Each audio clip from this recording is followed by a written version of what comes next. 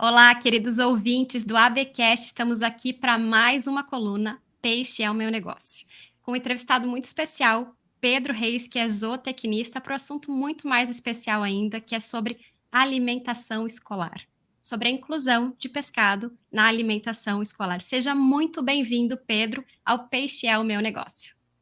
Obrigado, Fernanda. Obrigado pela oportunidade que a gente está tendo aí de falar de um assunto tão importante, né, de caráter nacional. E eu acredito que isso vai servir para esclarecer dúvidas de muitas pessoas. E nós estamos aqui para contribuir sempre com a agricultura nacional e cada vez mais disseminar essa informação. É interessante, né, Pedro? A gente estava conversando nos bastidores que a gente já está se falando há meses. Desde a época do canal Peixe é Meu Negócio, a gente está ensaiando esse bate-papo, enfim, saiu. Então, estou muito feliz que você está aqui conosco na Aquaculture Brasil. Pedro, eu te conheço já há algum tempo, mas para quem não te conhece, quem é Pedro Reis? O Pedro Reis, é difícil a gente falar quando a gente fala de nós mesmos, né? Mas o Pedro Reis, eu posso falar com você que ele é literalmente apaixonado pelo que faz. Eu falo que a aquicultura é o meu patrão e a minha missão, meu objetivo é convencer todas as pessoas que não só o peixe, mas o pescado é um bom negócio. Os benefícios dele, os benefícios nutricionais, além disso, além dos benefícios nutricionais, a viabilidade de mercado, a rentabilidade e demonstrar que é uma atividade sustentável. Porque, querendo ou não, a gente não cria peixe. Quem acha isso se engana. A gente cria água. E a água é o ambiente. E como principal missão que a gente tem é zelar por esse ambiente que cria condições para o cultivo de peixe. Perfeito. Tu és formado em zootecnia, certo? Isso. E como é que a aquicultura foi parar na tua vida? A aquicultura, em geral, na minha vida, a aquicultura, o pescado, vamos falar em relação ao peixe. A primeira lembrança que eu me recordo do pescado, do peixe na minha vida, foi em torno de 5 a 7 anos, quando nós pescávamos no sítio, né, onde tem 3 viveiros escavados, né, do meu pai, e tinha muita traíra, né, óperas malabáricos e o lambari, a chanax. A gente armava as varas à noite, as varas de bambu, ou ia de bote inflável pescar. E começou assim, logo depois, então, anos depois, né, como eu tinha 5 a 7 anos, eu me ingressei na Universidade Federal, primeiro de São João del Rei, onde eu tive a oportunidade de trabalhar com o Gabriel Yazbek no Laboratório de Biologia Biomolecular, em relação ao pescado e conservação.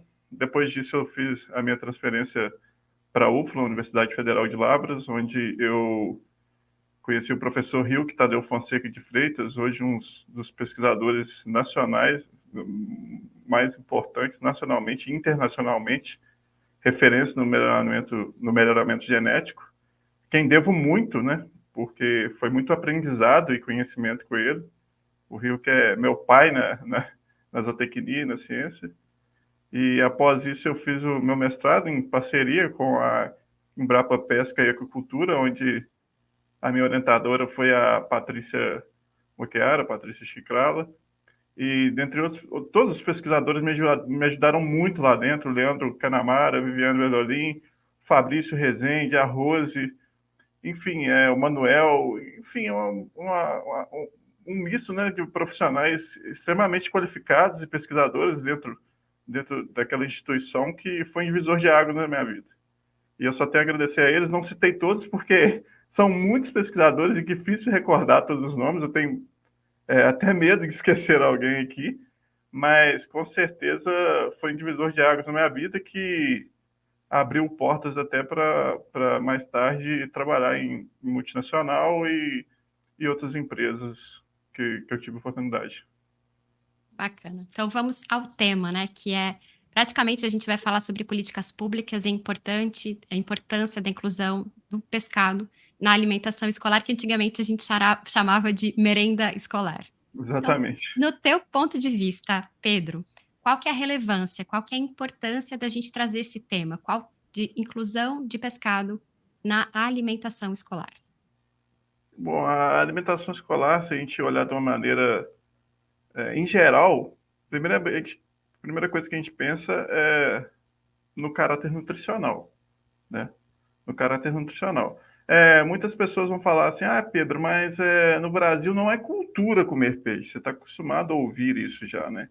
Só que se a gente for pensar em consumo de peixe no Brasil, hoje deve ser em torno de 10 quilos ao ano, em média, isso aí, e a FAO recomenda 12 o mínimo, entendeu?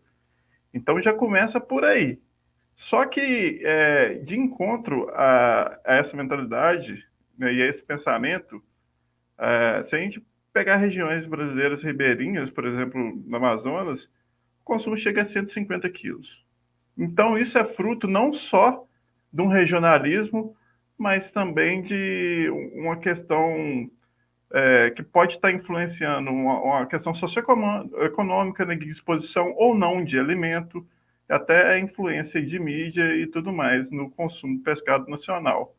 Então, acho que pensar no futuro é viver o presente e investir, né, incentivar a merenda escolar, as crianças, dessa forma, impulsionar o consumo do pescado futuramente no Brasil. Então, acho que esse tema é de extrema relevância e importância para que a gente possa estar discutindo ele aqui, né, e levando isso de encontro ao público.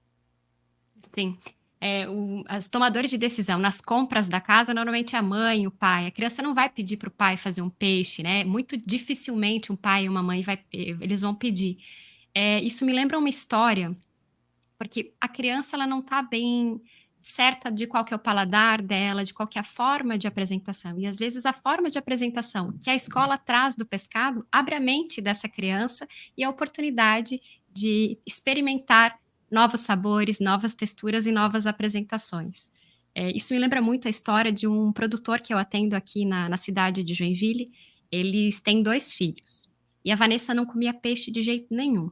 E ela foi para a escola e experimentou um prato diferente. E ela chegou em casa feliz da vida, que tinha pedido para a cozinheira ensinar para ela como que ela tinha preparado aquele prato, para ensinar para a mãe dela chegando em casa, para que ela pudesse comer também em casa. Outra questão também, você falou dos hábitos, né, de 150 eu não tinha esse dado, eu tinha o dado de 1 quilo até 100 quilos de pescado por habitante por ano, e é muita questão cultural. Por exemplo, o Rio Grande do Sul, normalmente, eles comem pescado, normalmente na Semana Santa, na Sexta-feira Santa. Então está muito ligado também às questões religiosas. E a gente sabe também da importância da inclusão do pescado para o desenvolvimento dessas crianças. Tu tem como passar para nós, um pouco dos benefícios nutricionais do pescado para a formação dessas crianças, né, dos adultos? Sim, primeiramente o que eu gostaria de frisar aqui, que engana-se quem pensa que o benefício é só para as crianças. Porque o que que acontece? A gente fazendo esse treinamento com os professores, com os educadores, com as pessoas que estão fazendo esse trabalho, né, nas escolas, o que que a gente consegue com isso? A gente consegue muito mais, a gente consegue impactar uma comunidade, a gente consegue impactar uma população-alvo. Por quê? Porque as próprias crianças elas vão ser os disseminadores do conhecimento, do pescado, de tudo que eles estão assimilando literalmente na escola. E isso vai muito além do que a gente pensa, porque a partir do momento que você ensina alguém a manipular o pescado, produzir um alimento, produzir da forma correta, isso impulsiona consumo de pescado de qualidade e impulsiona também uma população jovem a querer cultivar a aquacultura, a querer fazer o pescado, a querer ter como fonte de renda o pescado. Então, de relevância, não é só para as crianças, entendeu? E a gente tem inúmeros benefícios, dentre a nutrição, dentre a memória, dentre a melhora do aprendizado, uma vez que uma criança nutricionalmente bem nutrida, ela consegue ter uma assimilação melhor do conhecimento, do que é transmitido para ela, entendeu? E isso já é comprovado, porque a gente está falando de um alimento com um valor biológico gigantesco. Sim, é bem, importante na formação do cérebro para aprendizado. E falando em formação, a gente está formando também os futuros, né, os atuais e futuros consumidores. Você me acabou de me falar que você comia peixe desde pequeno. Eu também venho de uma cidade litorânea, como fui criada com peixe, acostumada com isso, né. Então, tem muitas crianças que infelizmente não têm acesso ao pescado dentro de casa. Por questão financeira, como você falou, por questão cultural, o hábito da família. E vai ter, então, na escola, a oportunidade de comer o pescado. Outra coisa que você estava falando da importância de tudo girar ali na questão regional. Você valoriza o produto local, você valoriza o produtor local, é a economia local que gira, né, em benefício da região inteira. O dinheiro fica na cidade, né, o alimento fica, o produto é valorizado. Bastante interessante. Existe então me corrige se eu estiver errada, tá, Pedro? O PNAE, que é o Programa Nacional de Alimentação Escolar. Ele, nesse programa, é obrigatório a inclusão de pescado na alimentação escolar ou não? Não é obrigatório atualmente. Tá, e depende da idade das crianças, é recomendado uma vez por semana, 4 vezes por mês, ou depende de cada política de município ou de estado? Como é que funciona? É dependente de cada política, mas atualmente, o que, que a gente pensa? É que em relação à obrigatoriedade ou não, a gente tem alguns empecilhos para que a gente possa tentar incluir o pescado, né? E porque é um projeto de merenda escolar e a primeira pessoa responsável por elaborar essa dieta é o nutricionista ou o responsável técnico do programa. Uhum. E se alguma cidade ou eu não sei se essas políticas são municipais ou estaduais ou independe? Então, o PNAE, o que, que acontece com ele? Ele é muito interessante porque, além de estar incentivando a produção local, igual você mesmo frisou, que é legal dele? 30% dos alimentos que estão destinados ao consumo, né, da merenda escolar tem que ser da agricultura familiar, tem que ser proveniente do local. Então, isso incentiva muito as pessoas, né, como eu disse anteriormente, a estar produzindo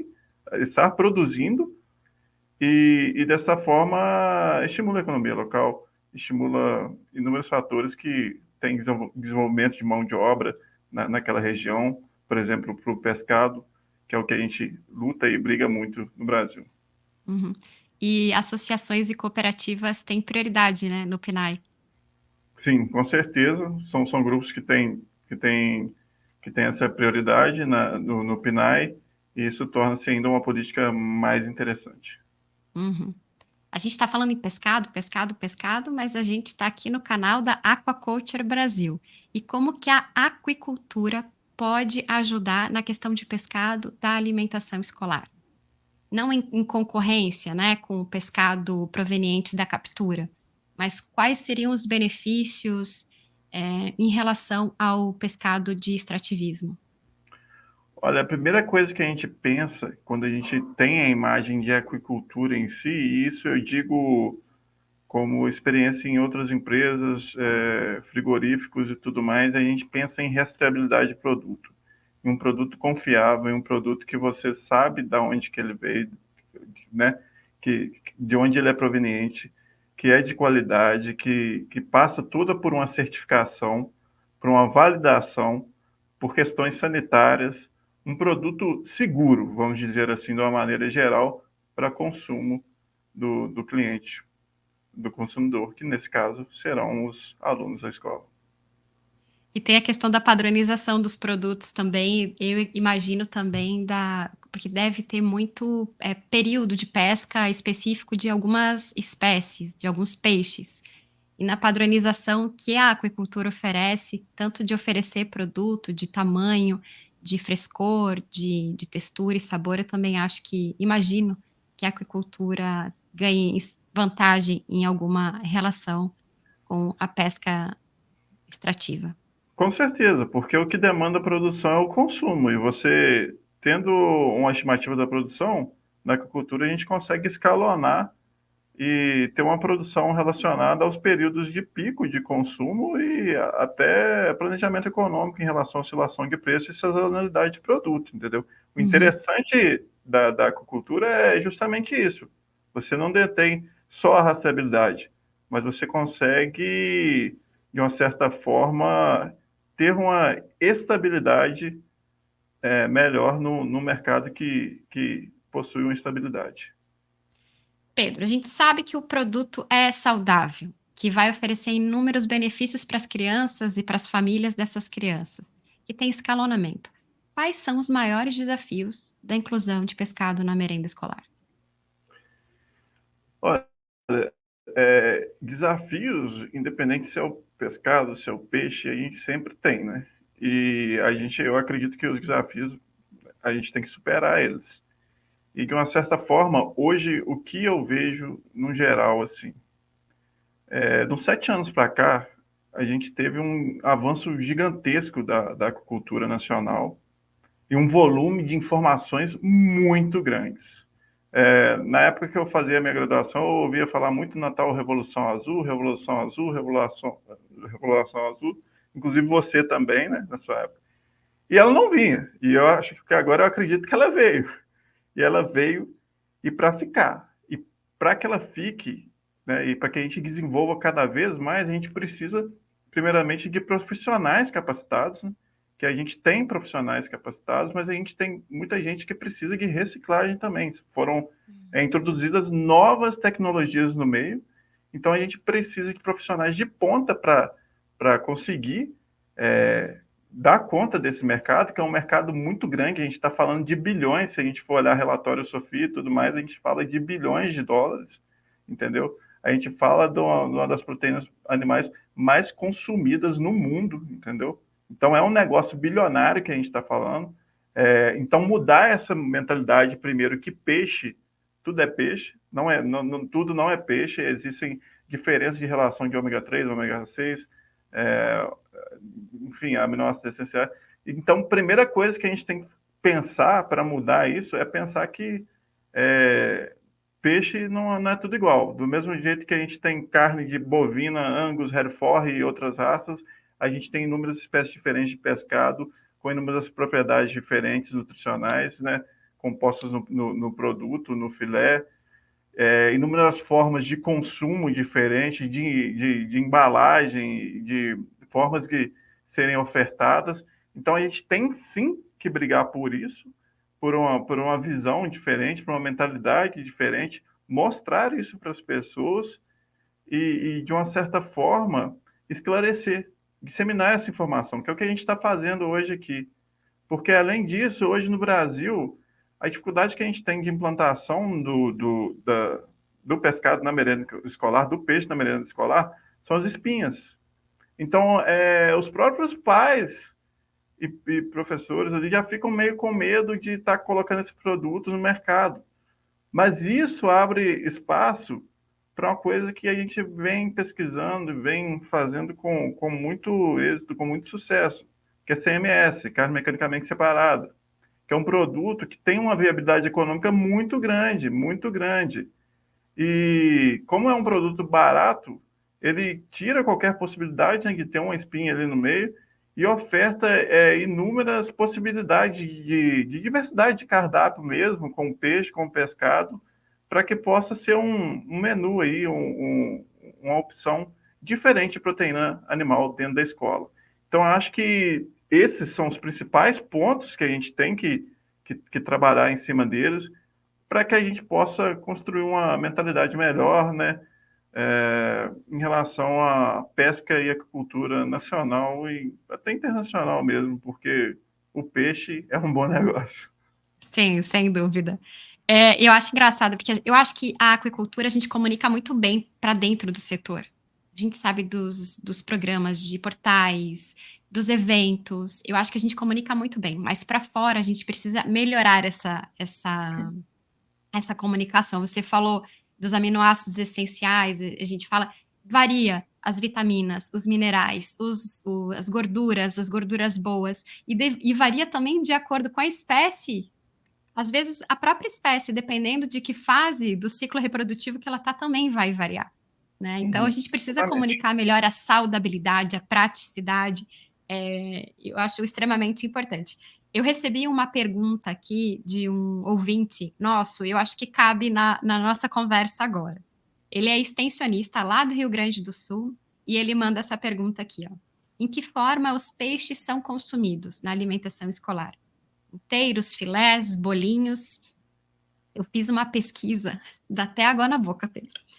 Pode ser almôndega, arroz nutritivo, até tem receita daquele material que você me mandou de bolo de cenoura, bolo de chocolate feito com CMS, com proteína de tilápia, farofa nutritiva, quibe de tilápia, inclusive eu quero tentar essa receita que eu achei sensacional, lasanha de peixe, massa de macarrão, a massa de macarrão de tilápia, que isso eu também não tinha ouvido falar, patê de tilápia, escondidinho de peixe, salada de macarrão com peixe, salpicão de tilápia e legumes, torta salgada com peixe, sopa de peixe, ovos mexidos com peixe. Então, é uma infinidade de apresentações, de texturas, de sabores para agregar. Eu não sei se tu tem alguma outra forma de apresentação aí que tu lembra da alimentação escolar.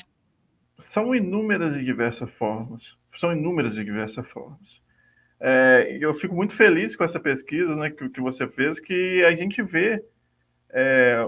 Outra coisa que eu pontuei aqui anteriormente, a diversidade que a gente tem no cardápio. Então, será que realmente o peixe é difícil colocar ele na alimentação? É um alimento fácil, que exige pouca cocção. Inclusive, existe o consumo. Não estou falando que esse é o caso, tá? Que a gente vai introduzir na merenda, mas o peixe ele é consumido até cru. O ceviche ele é feito na cocção do limão, entendeu? O sashimi de tilápia não precisa ser, teoricamente, um produto mais caro, como o sashimi de salmão ou outros peixes, entendeu? Então, a gente tem uma diversidade e olha a infinidade de espécies que a gente tem no nosso país. Olha o tanto que a gente pode trabalhar em cima disso. Olha o tanto que nós podemos desenvolver. A tilápia, sim, é muito dita, é muito comentada, é um peixe sensacional, né, de rusticidade, versatilidade, enfim, que a gente tem inúmeros benefícios, inclusive não ter espinha, né, tirar o espinha com aquele cortinho Y ali é uma coisa maravilhosa, mas é o peixe que a gente tem pacote tecnológico desenvolvido no Brasil e no mundo. Então a gente tem espécies nacionais também que não têm esse pacote tecnológico e que precisam ser mais trabalhados e mais desenvolvidos. Então, só para esclarecer que é mais por isso que a gente ouve falar em pratos em relação à tilápia e não em relação a Uhum. outras espécies, entendeu?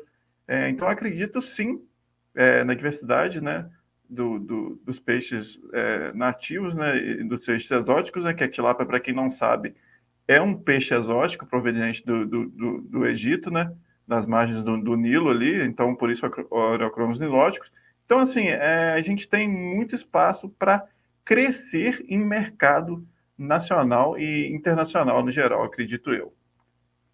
E para quem não conhece, não sabe o que que é uma CMS, que você comentou, uma carne mecanicamente separada. Você podia explicar mais ou menos como é que vem esse produto?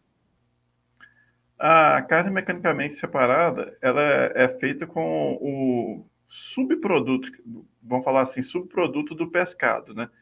Que são tudo que a gente tira, né, a matéria-prima nobre, né, vamos falar assim, que é o filé, e fica resquícios, né, de proteína ali, de carne, alguma coisa naquela carcaça animal, né, do pescado, naquela carcaça, e a gente faz um processo, né, mecanizado, né, com essa carcaça e transforma aquilo em alimento, através das polpas, né, em geral, a gente consegue produzir muito, a gente consegue ter uma rentabilidade muito maior com o SMS, né, em aproveitamento de produto, do que com a matéria-prima nobre em si, dizendo assim, no geral, entendeu? Então, é basicamente isso.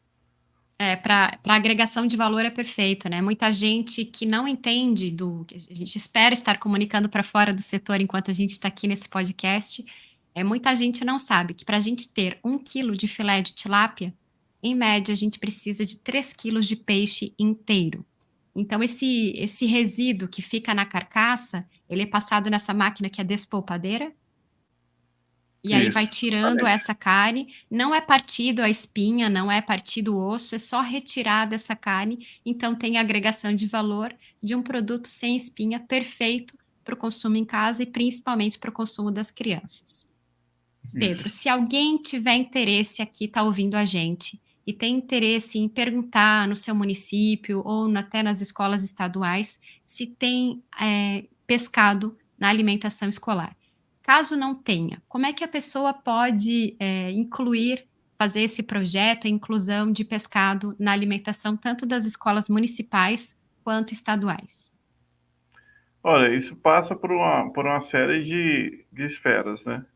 Tem a esfera, né, estadual, a esfera municipal e a esfera federal. Dependendo, isso vem de qual escola que você quer atender, se só tem escola municipal no seu município, se tem escola estadual, né? Então, isso aí é um fator que varia de acordo com os objetivos do seu projeto e com a necessidade, né, de amplitude e demanda para atender, se é só um projeto municipal ou estadual. Isso vai gerar uma complexidade maior ou menor em cima de um projeto que você vai estar ofertando aí para o município ou para o estado. Tu lembra de cabeça, assim, algum case de sucesso de alguma escola, de algum município? Então, case de sucesso que a gente tem, esse projeto, um dos projetos que eu vi acontecer foi, se eu não me engano, a data 2014, em Lavras, a professora Maria Emília, da Universidade Federal de Lavras, inclusive ela foi minha orientadora no mestrado, ela conseguiu aprovar um projeto desse, juntamente com a Universidade Federal de Lavras, e foi um case de sucesso. Durante o período de vigência dela, teve muito aumento do consumo de pescado, não só nas escolas, mas também na comunidade. E até hoje existem criadores na região, né?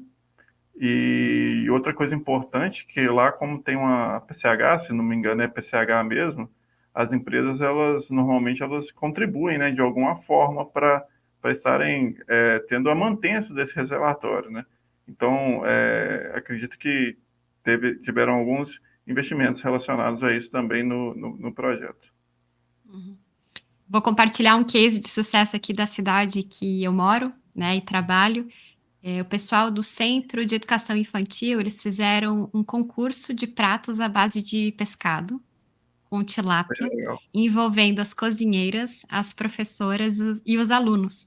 E eles tinham que fazer um prato lúdico. É muito bonitinho de olhar as fotos, assim, basta procurar na internet, eu acho que tem. Foi uma ação da Semana do Pescado, que ganhou destaque nacional, e foi muito bacana.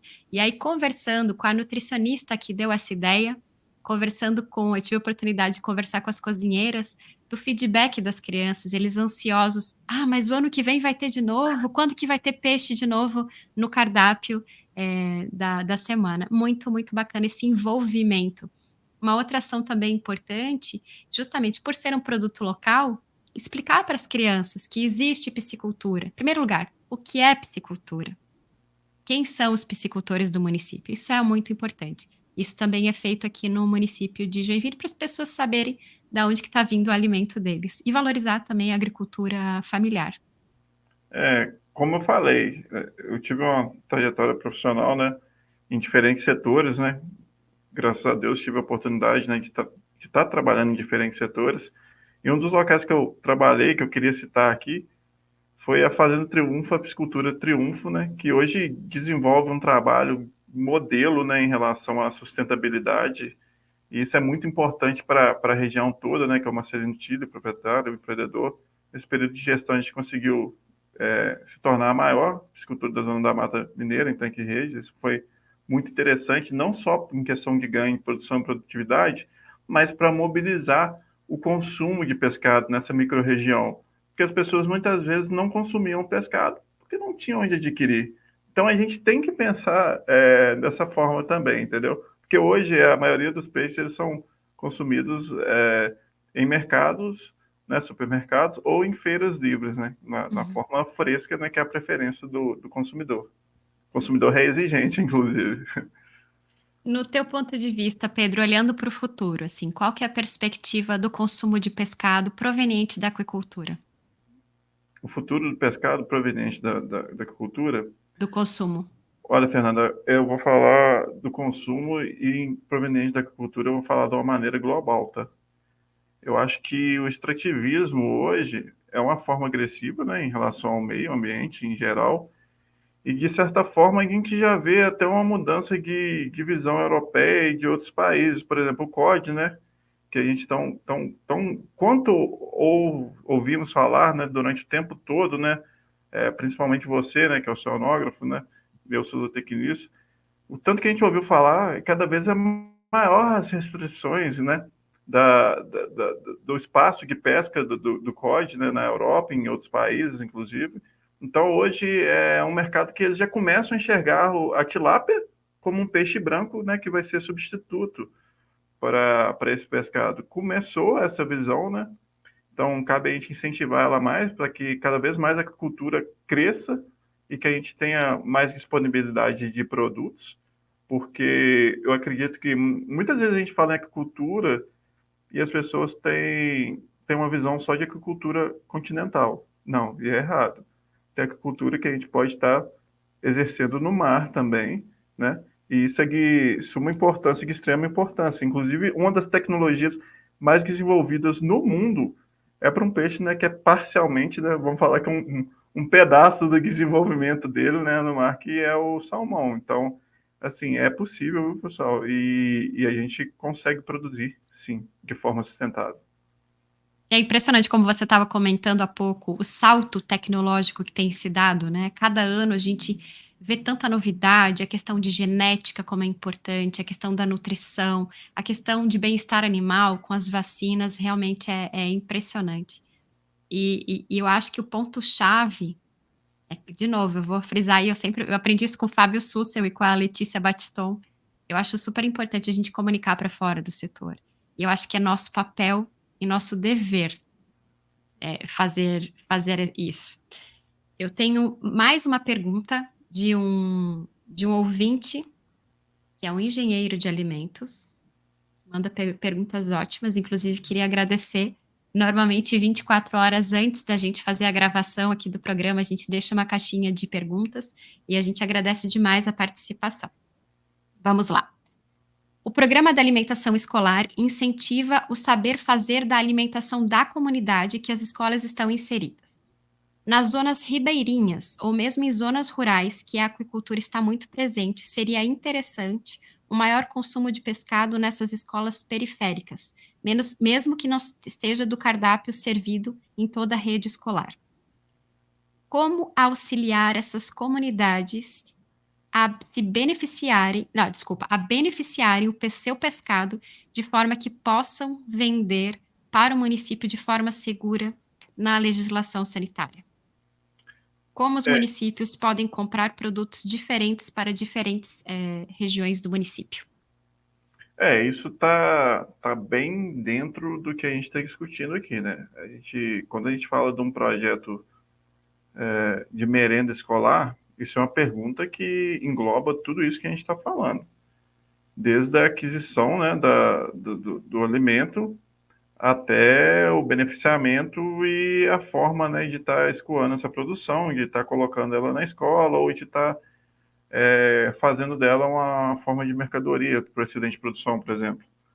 Então, em relação a como adquirir o alimento, isso já está no programa, no final. 30%, né, como a gente falou, é da agricultura familiar, né? E, de uma certa forma, o que a gente pensa em relação a beneficente? Num projeto desse, bem estruturado, a gente não pensa só na forma do cultivo do peixe, a gente pensa na forma da manipulação do pescado em geral. Como preparar, como produzir. Então, é um projeto que engloba muita coisa. A gente pensa que é uma coisa simples, mas não. Envolve desde os professores até a merendeira que está naquela manipulação do alimento ali, que faz, né, o alimento, que faz o cozimento, a cocção do produto, né, que literalmente cozinha o peixe, né, para as crianças. Então, isso é um projeto grande, é um projeto que demanda tempo, é um projeto que demanda muito investimento em pessoas, muito treinamento, que eu particularmente acredito muito. Eu acredito muito em pessoas e acredito que pessoas, né, é o principal instrumento para que a gente possa mudar a visão e a mentalidade das coisas no mundo. Então, de uma forma geral, isso é um projeto social, é um projeto social em geral, porque pensando nas crianças que estão envolvidas nesse projeto, muitas vezes não conseguem esse alimento. Tem crianças que só vão na escola, que só conseguem ter o teu alimento Sim. hoje na escola. Então, isso vai muito além do que a produção. Vai um projeto socioeconômico, um projeto que, às vezes, aquele trauma, às vezes, aquela coisa que eu não gosto de peixe é justamente que ela não conseguiu consumir. Sim. Existem diferentes classes sociais no nosso país, a gente sabe disso, e não é todo mundo que tem a mesma oportunidade que as outras, né? Então, de uma certa forma, esse é um projeto grande em relação a mercadorias e tudo mais. Aqui em Minas a gente tem o SIM, né, que é o selo municipal, só que em Minas, dependendo se a gente estiver colocando um SIM, a gente consegue atender dependendo da região, até 40 municípios, né? Então é um selo que ele é relativamente mais simples de tirar do que um CIF ou um CIB, entendeu? Ou um CI. Então é uma das maneiras que a gente consegue estar aí solucionando essas questões. Não sei se eu fui sucinto o suficiente, se eu esclareci a dúvida, mas esse é meu ponto de vista. Sim. Eu acho, importante a gente falar sobre isso, que imagina, Pedro, o mercado que a gente pode atender se a cada escola for oferecido, 2 vezes por mês, uma porção de pescado para todos os alunos. Vai faltar peixe no Brasil, não é? Com certeza. Não vai ter exportação, vai ter só consumo interno. E a questão da apresentação, né, não é só o filé, é a agregação de valor com outros cortes, outros produtos da aquicultura. É impressionante. Exatamente. Concordo plenamente em número, gênero e grau com tudo que você falou aí. Temos muito potencial ainda, a gente fala, é uma realidade, mas a gente tem potencial para crescer e às vezes está no nosso município a solução. Pedro, alguma pergunta que eu não te fiz que você gostaria de falar aqui? Olha, as dúvidas estão sempre aí, né? Eu acredito que a gente, né, conversou bastante coisa, mas isso não quer dizer que outras pessoas não possam tirar dúvidas depois. Elas podem me procurar, podem procurar vocês. A gente está muito aberto a isso, né, Fernanda? Eu e a Fernanda, a gente se conheceu, né, de uma maneira resumida no Aquishow, né, pessoalmente, né? Mas a Sim. gente já se fala há muito tempo, a gente tem até uma amizade hoje em dia, né? Acho que e a nossa forma de pensar em relação ao trabalho e à nossa profissão é parecida. Então, qualquer dúvida, vocês podem entrar em contato com o Fernando, comigo, que a gente vai estar esclarecendo mais dúvidas aí. Tu quer deixar teu contato para quem quiser entrar em contato contigo? Olha, tem o meu e-mail, né, que é um pouquinho complicado, mas é um e-mail que eu não troquei ele, porque eu tô com ele há anos, anos, anos e Hã. anos, mas eu vou colocar ele aqui, é psr3is@gmail.com. E em relação a outras formas de contato, pode estar me procurando através do Instagram, né, que você divulgou lá, para a gente estar fazendo esse trabalho, esse projeto aqui. E eu estou à disposição, pessoal. Qual que é o teu perfil? Arroba? Não lembro. Ai, ai, ai, deixa eu procurar aqui, não, para as pessoas entrarem em contato contigo. Deixa eu ver aqui. Já resolvo isso, espera aí. Arroba p.sreis. Isso, arroba Isso? p.6. Tá. Aqui embaixo também, embaixo no Spotify vai ter uma caixa de perguntas, então fiquem à vontade para deixar suas perguntas, deixar seus comentários também, dicas e temas de outros convidados. Eu quero saber quais são os teus planos, quais são os teus sonhos, Pedro. Não sei se tu pode Olha, compartilhar com a gente. claro, eu vamos dizer, em relação a planos futuros, eu acho que o presente, igual eu falei, né, é o futuro nosso.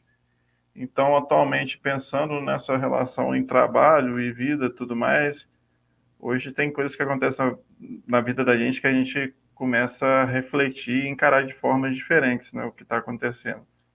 Então, hoje eu procuro empresas que possuam essa liberdade, né, para que a gente possa trabalhar de uma forma que a gente impulsione o pescado, né, no nosso país. Uma delas é até o meu pescado, que os meninos têm informes, né, diferentes. Então, eu trabalho também em parceria com eles, né, na produção desses informes. Qualquer pessoa que apoia a causa, né, e falando em causa em outras instituições, outros colegas profissionais, eu falo da Coma Mais Peixe, né, porque nosso setor ele é um setor muito pequeno, né, Fernando? Então a gente se conhece.